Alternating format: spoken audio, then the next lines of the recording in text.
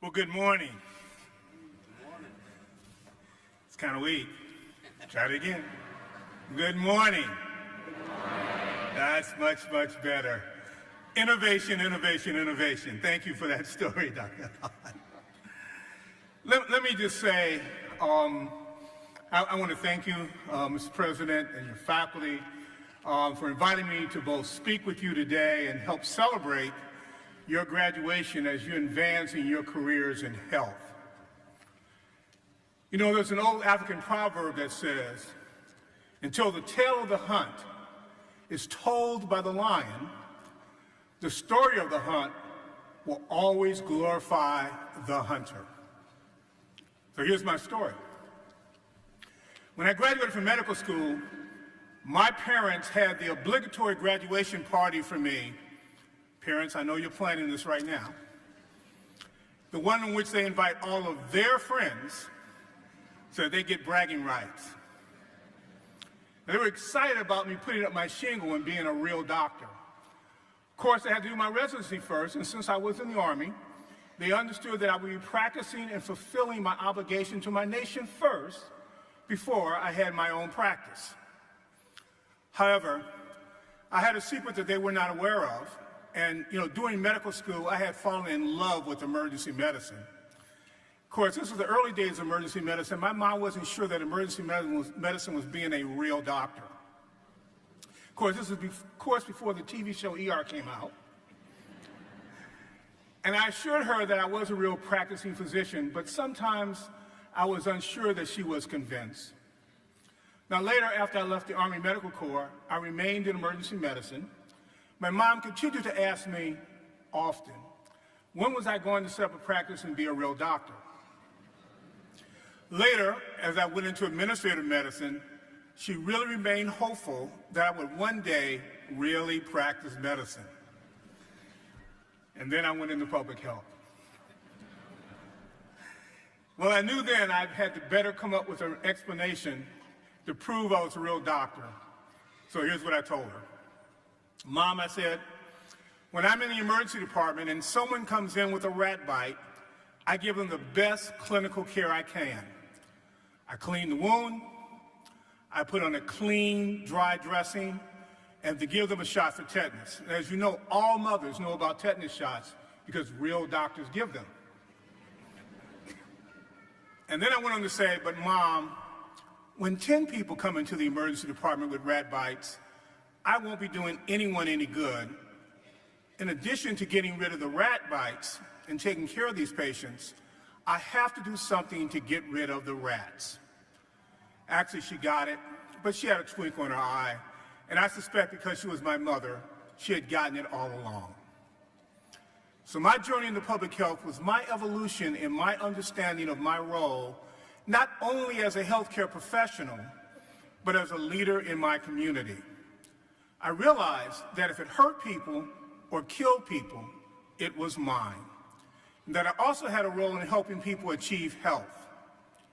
So ensuring individual health is really a complex process that's based on the interaction between our genetics, our environment, both physical and social, and our behavior.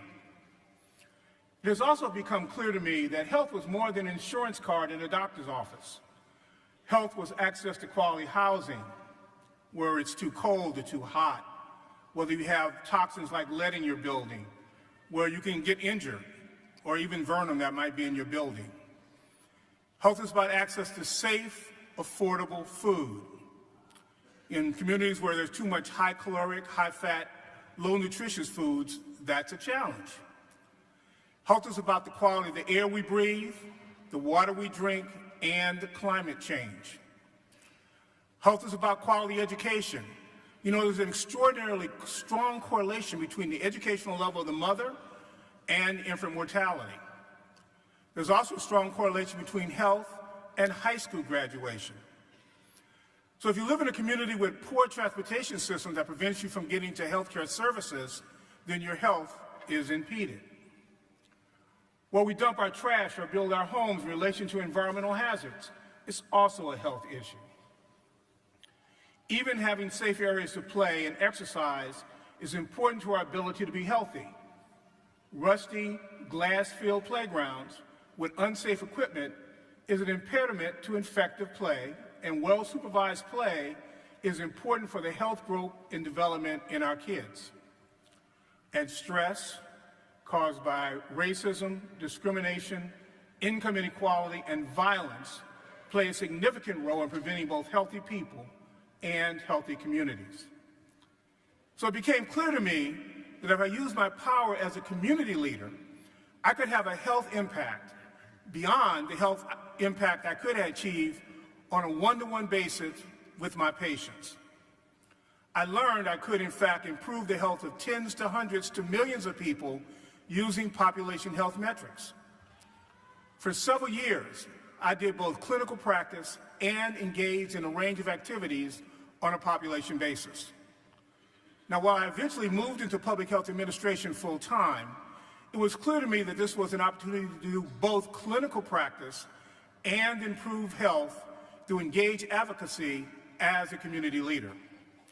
In fact, as a person entering or advancing your career in health, you too now have the opportunity to go beyond the provision of providing or supporting individual health services, doing the sciences, providing clinical services, and psychological services by the ones or twos to ensuring the health of entire populations. I believe you now have the responsibility to join me to get rid of the rats. You can do this by ensuring the conditions are there for people to be healthy in a way that is just and equitable. In short, you now have a prominent role in being your neighbor's keeper. And for those of you who believe in individual responsibility, as I do, this community duty is an important component to assisting the individual in meeting their own individual responsibilities. So, for example, while it's important for the individual to improve their nutrition and exercise regularly, it is very difficult to do so if the streets are not safe or there are no stores that offer affordable fresh fruits and vegetables. As an expert, you can help policymakers and resource allocators better understand this link. It is difficult for our children to do their best in school, and you do your best work if you don't have access to quality, affordable health care. In the U.S., that means health insurance. You can help all people achieve access to the many insurance options that are out there by ensuring that no one leaves your care without a pathway to getting covered. Now, we know a lot about the basic and clinical sciences, and this is a research-intensive university, but if we can't get people to wear protective masks, take a vaccine, take their medications as directed, then the knowledge is wonderful for a publication in our professional journals and great for our CVs, but useless for advancing the public's health if we cannot or will not translate it into practice. Good science is the key to advancing our society, but it must be adequately funded and appropriately used to craft sound public policy. Now, for those of you going specifically into healthcare delivery, sure, give yourself a clap for that.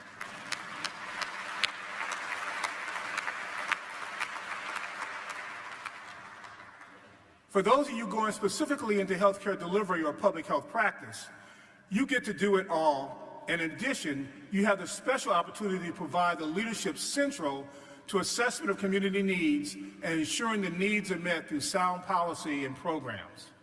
In addition, you family members have a role, you faculty members have a role, and community leaders of all stripes can also play a role in demanding the changes to make our communities safer, healthier, and more resilient.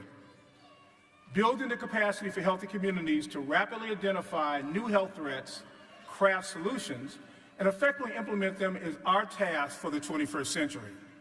We spend over $4.1 trillion in the United States, and as you know, we're not getting the best value for that dollar. We rank 34th amongst other high developed nations in health, and we spend less than 3% on public health. But suppose we decide to get what we pay for. Suppose for a moment we, as a nation, decided to be the healthiest nation on earth. And imagine further if we decided to do this for our next generation. What a legacy for our kids. Is that possible? Well, we had no idea how to get to the moon, but with focus and persistence, we did it. Your clinical skills and scientific knowledge are amazing, important, and remarkable achievement, but by themselves, they are not sufficient to truly change the world and improve our health. You know, computer scientist Alan Kay is often quoted to say, the best way to predict the future is to invent it. By focusing our efforts as a nation on the health of our communities, we can achieve a bright future in the 21st century.